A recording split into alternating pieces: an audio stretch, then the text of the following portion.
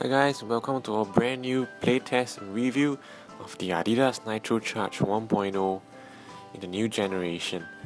The old Nitrocharges were quite a breath of fresh air in the market. They tended to players that needed a bit of protection, and its popularity is actually caused Adidas to come up with a second follow-up model. But how does it actually perform? Now, the technical specifications we've already covered: hybrid touch upper, standard Adidas sole plate used on the previous Nitrochargers as well, and this time with the Energysling that's just a bit increased in size. It's kind of spanning kind of the midfoot and the forefoot now, and that actually gives a larger area to provide more responsiveness as well as just a little bit more grip on the ball, as we mentioned in our previous video. But how do these Nitrochargers perform? So let's now go on the gameplay aspects. The Nitrocharge 1.0 is a boot that performs very well, and that was for the previous incarnation. For this current one, we're glad to see it actually performs even better. The hybrid touch upper is soft and it will actually roll to your feet after extended usage. And what we want to talk about is actually the Energysling. In this particular incarnation, the Energysling has actually been much improved in our opinion. The increase in size is actually a great move by Adidas, and we're going to tell you why. Now, the first is the added grip that it provides on the ball. Now, grip is not really part of the marketing strategy adopted by Adidas when talking about the Nitrochargers. That is kind of reserved for the Adidas Predator Instinct. However, we've actually found that the Energysling, especially with the increased size, has actually allowed more grip for the Nitrochargers as compared to the Adidas Predator Instinct itself. Now, this may seem strange and it will take a bit of getting used to.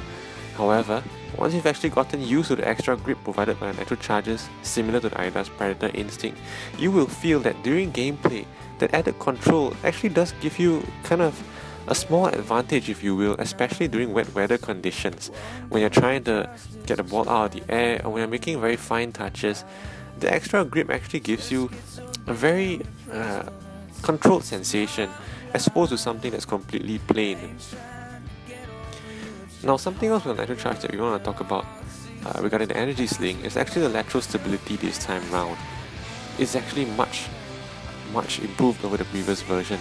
The previous Nitrochargers did actually have increased lateral stability, but because the Energysling was actually quite a new concept at the time, the implementation was perhaps less than ideal. This time round, however, the Energysling, because it's actually been increased both in length and the general surface area, the amount of lateral stability that you get is actually quite incredible. When you're making lateral cuts, quick cuts, the amount of responsiveness that you get out of the boot is quite sensational. Something that we really enjoyed throughout our testing period for this particular pair of boots. Now, shooting the Nitrochargers is actually quite an enjoyable experience as well, again because of the Energysling. The Energysling actually gives you that added grip on the ball, and it gives you that kind of added friction that allows you to bend balls very easily, and because when you hit the ball, the Energysling kind of grabs the ball, the generation of spin, whether back spin or curves, is actually quite easy and it's quite an enjoyable experience for us. Another thing that we want to talk about for the Nitrochargers is the fit of the Nitrocharge this time round. Some people actually complain that Nitrocharge may look a bit strange and it does not have as sleek a look as the previous versions. That, however, may be a subjective opinion, but what we do know for this particular pair of boots is the fit is absolutely sensational. It actually gives you that feeling of weightlessness simply because it fits so well to the contours of the foot, and I'm not sure why, but Adidas did not actually focus on that aspect when marketing this pair of boots, but if they had, I'm sure this boot would have been a lot more popular. It actually wraps your foot perfectly and it gives you that feeling of weightlessness as mentioned earlier, simply because of the way it kind of disappears on your foot. It is quite an enjoyable experience and something that we actually didn't expect when we were using the Adidas Nitrochargers.